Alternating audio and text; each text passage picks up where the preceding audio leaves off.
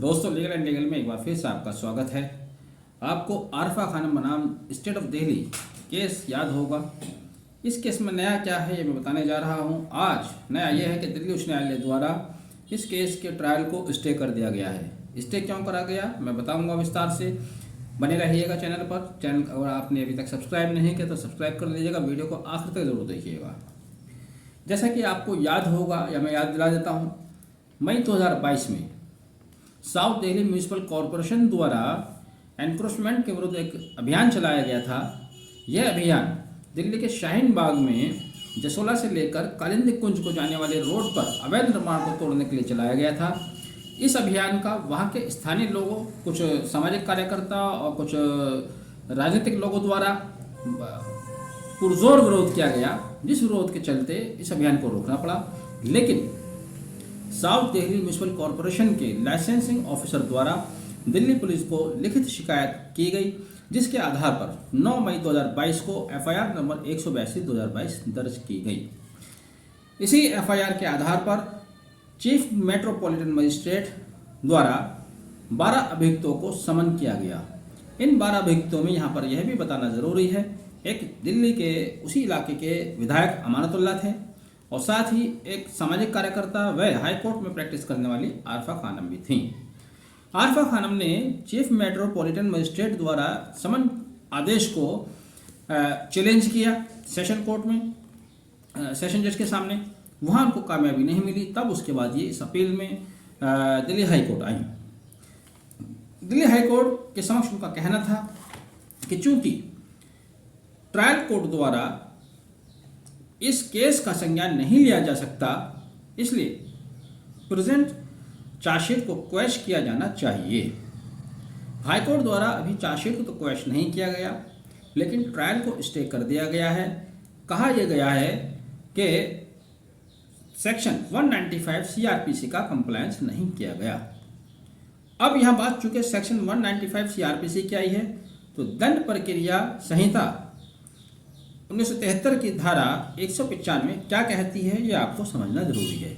यहाँ पर इम्पोर्टेंट चीज़ जो है, इम्पोर्टेंट बात, अगर आप अधिवक्ता हैं, प्रैक्टिस करते हैं तब, या आपके विरुद्ध कोई इस तरह का ऑफेंस रजिस्टर्ड है तब आपको ये समझना बहुत ज़रूरी है कि धारा 195 क्या कहती है।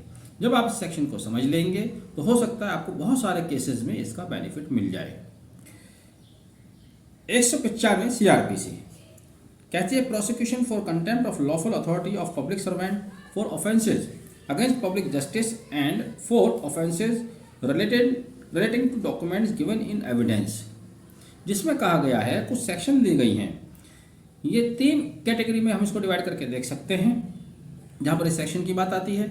एक, धारा 195 sub section 1 sub clause A sub clause 1, जिसमें कहा गया है कि आईपीसी की धारा 172 से 188 के तहत जो भी मुकदमे हैं वो, इसी तरह से sub clause B sub clause 1 में कहा गया है सेक्शन 193 टू 196, सेक्शन 199, 200, 205, 211, इसी तरह से सब सेक्शन 2 में कहा गया है धारा 463, 471, 475, 476। इन केसेस में कोई कोर्ट कॉग्निजेंस नहीं ले सकता जब तक कि धारा 340 में दिए गए प्रावधान के अनुसार रिटन में शिकायत ना की गई हो। अब देखिए, ये मैंने अभी शॉर्ट में पढ़ा है, डिटेल में नहीं पढ़ा, लेकिन अगर आपको समझ में आ गया है तो बहुत अच्छी बात है। मैं समझता हूँ कि समझ में तो अभी नहीं आया होगा, आप इस सेक्शन को पढ़ लीजिए। आप पढ़ेंगे तब भी शायद स्पष्ट नहीं होगा। अगर आप वाकई में इस सेक्शन को समझना चाहते हैं, बहुत काम की है, आपके बहुत सारे केसेस में काम आ सकती है, तब आपको एक लीडिंग जजमेंट जो कि कॉन्स्टिट्यूशन बेंच द्वारा दिया गया था सुप्रीम कोर्ट की, उसको आप ध्यान से पढ़ लें। इकबाल सिंह मारवा बनाम मीनाक्षी मारवा, जो कि 11 मार्च 2005 को डिलीवर किया गया, जिसमें सुप्रीम कोर्ट ने 195 को बहुत अच्छे से डिफाइन किया गया, कहाँ इसका बेनिफिट लिया जा सकता है, कब इसका बेनिफिट नहीं लिया जा सकता, ये भी उन्होंने बताया।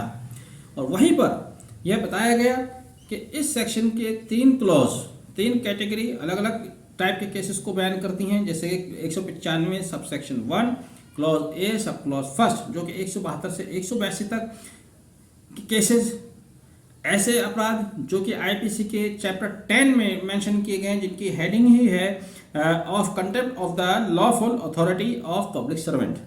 इसी तरह से दूसरे कैटेगरी के अपराध जो कि सेक्शन बी सब क्लॉज 1 में दिए गए हैं, चैप्टर 11 में है जिसकी हेडिंग है फॉल्स एविडेंस। तो इस तरह से 3 कैटेगरी उन्होंने बनाई हैं, आप इनको पढ़िएगा, आपको 195 क्लियर हो जाएगी। कुल मिलाकर अभी जो बात है वो ये है कि दिल्ली उच्च न्यायालय द्वारा 19 अक्टूबर 2022 तक के लिए ट्रायल को स्टे कर दिया गया है। अब ये फिलहाल ट्रायल नहीं चलेगा, बाकी 19 अक्टूबर को उस पर नेक्स्ट हियरिंग होगी, तब क्या होता है देखते रहिए। वीडियो आपने आखिर तक देखा, बहुत बहुत धन्यवाद। पसंद आया तो इसको शेयर भी कीजिएगा। Thank you, have a nice day.